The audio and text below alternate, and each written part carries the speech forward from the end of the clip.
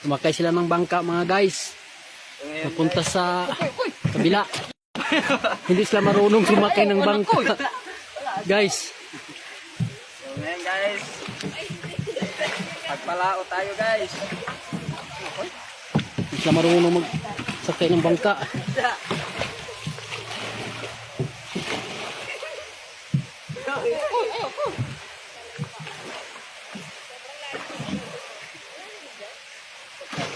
Linis na tayo guys.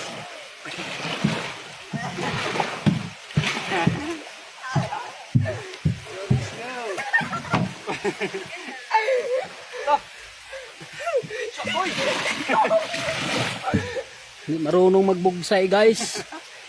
Itong mga tao to.